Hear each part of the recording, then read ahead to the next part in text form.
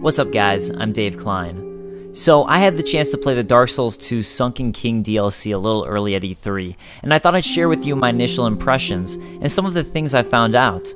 What may be considered a little more spoilery I'll save for the end for those of you who want that. This particular area of the DLC, as Atsuo Yoshimura confirmed to VariVidya in an interview, has a heavy Mayan temple influence. It seems to be a lost underground city, and I enjoy the architecture and details present. There are sorts of hieroglyphics on the walls of the temple that add to this attention to detail.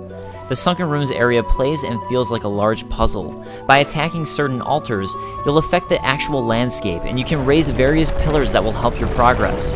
By both raising and lowering various pillars, you'll also be able to access certain hidden items, and the level design encourages you to do so.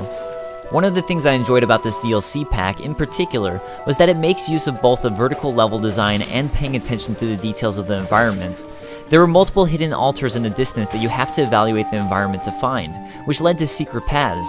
One in particular led me to a puzzling tree that I'm hoping there will be more lore implications of once the DLC is actually released. All of the enemies I encountered in this area were new designs, and many are placed around corners to impede your progress and surprise you. The area feels like it was designed to make players take their time and observe their surroundings, but you can run through it rather quickly once you understand the layout. There are also new items in this area. I found a ring that was a +3 version of a previous ring, so it seems +3 ring boost will be introduced in this DLC. I found another ring with a new effect, which made your character stronger if you had a lower equipment load.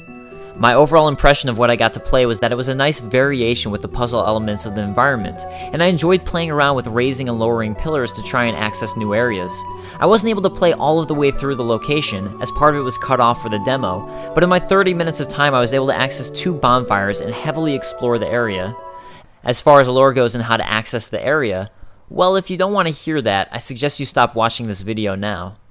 The lore I was finding within the area was about a sleeping dragon, who if I can remember correctly was named Nim. Additionally, the moment you enter the sunken city, you'll run underneath a dying dragon who has a sword stuck through its back. There are new characters discussed in this area, such as a tiny hero who wields the ring allowing for more strength with a low equipment load. The entire location is infused with poison, and if I remember correctly, I believe it's something the king was attached to. You'll find turtles carrying the poison-spitting statues that seem connected with the rotten. In order to access this area, a serpent-entangled statue that looked just like the statue within the Shrine of Winter appears at the Black Gulch Primal Bonfire. Using this statue, you'll be able to warp to the Sunken City. So if you're wondering why those poison-spewing statues are still around, they seem to be connected to this area and the Black Gulch. Perhaps we'll find out more about who the statue represents. Alright guys, that wraps up some of my impressions and findings from the Sunken King DLC of Dark Souls 2. It looks like the area could be promising, and hopefully it expands much further than the piece I was able to play. For my impressions of Bloodborne at E3 and other Souls-related videos, check out my other content, and I'll see you guys next time. Peace.